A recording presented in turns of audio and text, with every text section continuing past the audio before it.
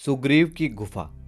जी हाँ, हमारे भारत में एक ऐसी जगह है जहाँ आज भी रामायण काल की सुग्रीव की गुफा मौजूद है।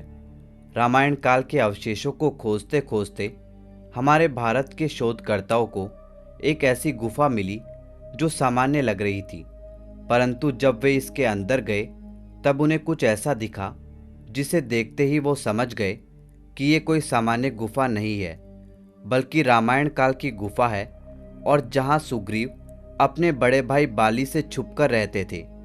दोस्तों, वैसे तो विज्ञान जगत इस तरह की कहानियों को संदिग्ध मानता है, परंतु इस गुफा के अंदर एक साइन बोर्ड लगा है जहां साफ शब्दों में लिखा है कि ये सुग्रीव की गुफा है।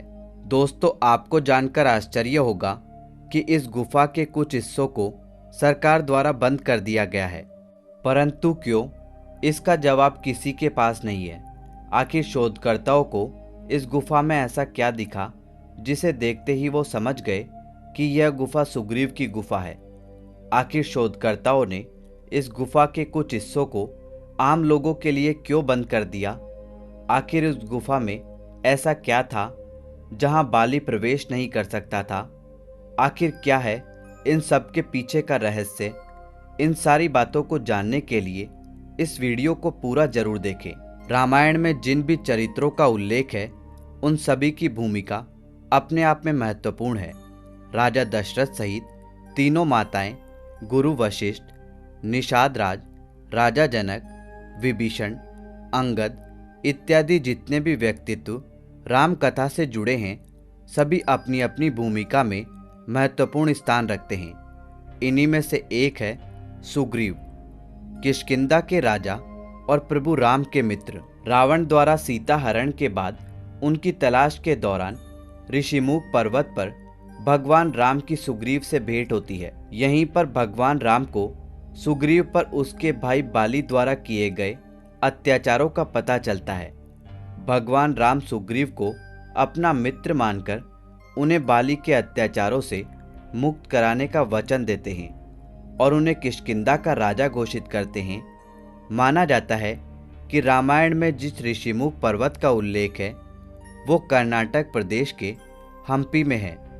हम्पी कभी प्रसिद्ध विजयनगर साम्राज्य की राजधानी था। यहीं पर वानरराज सुग्रीव और बाली की राजधानी किष्किंधा नगरी बसी थी।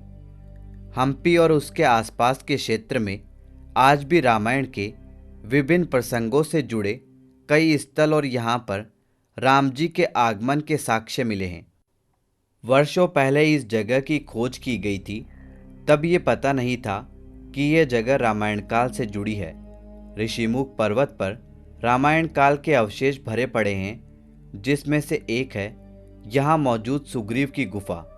शोधकर्ताओं ने जब इस गुफा में प्रवेश किया तब उन्होंने देखा कि इस गुफा की बनावट और यहाँ मौजूद पांव के चिन्ह और ऐसे ऐसे प्रमाण मौजूद है जो रामायण काल की सुग्रीव की गुफा से मिलते जुलते हैं। उन्होंने और शोध कार्य किया और रामायण से मिलाकर देखा तो ये सिद्ध हो गया कि ये वही जगह है जहाँ भगवान राम आए थे और उन्होंने सुग्रीव से इसी गुफा में भेंट की थी। रामायण में वर्णित प्रसंग के अनुसार बाली से विवाद के कारण सुग्रीव को राजमहल छोड़कर वन में भागना पड़ा था। तब वो अपने सहयोगियों के साथ इस स्थान पर आए। एक कथा के अनुसार इसी ऋषिमुख पर्वत पर ऋषि मातंग का आश्रम था। ऋषि मातंग ने एक समय अपने आश्रम को अपवित्र करने के कारण बाली को श्राप दे दिया था। उस श्राप के कारण बाली जैसे ही इस क्षेत्र में प्रवेश करेगा तो उसकी मृत्यु हो जाएगी। यही कारण था कि सुग्रीव के लिए छिपने के दृष्टिकोण से यह स्थान सबसे उपयुक्त था। सुग्रीव जिस गुफा में रहे वहां आज उनका एक विग्रह स्थापित है जिनकी पूजा की जाती है। सुग्रीव की गुफा के पास ऐसी बहुत सारी गुफाएं हैं जो रामायण काल से जुड़ी है।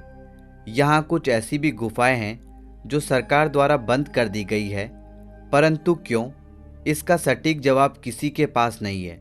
तुंगभद्रा नदी के तट पर बसा यह क्षेत्र बहुत ही मनोरम है। यहाँ आज भी ऐसा प्रतीत होता है जैसे रामायण के कालखंड में आ गए हो। यहाँ के भौगोलिक दृश्य में आज भी अधिक परिवर्तन नहीं आया है। तो दोस्तों, यह थी सुग्रीव की गुफा की कहानी। इस गुफा के बारे में अपनी राय हमारे साथ कमेंट बॉक्स में जरूर शेयर करें। धन्यवाद दोस्तों, इसी तरह के वीडियो हिंदी भाषा में देखने के लिए हमारे YouTube चैनल नित्य हिंदी को अभी सब्सक्राइब करें और बेल आइकन का बटन दबा दें, जिससे आपको हमारे लेटेस्ट वीडियो के नोटिफिकेशन सबसे पहले मिल सके। धन्यवाद दोस्तों।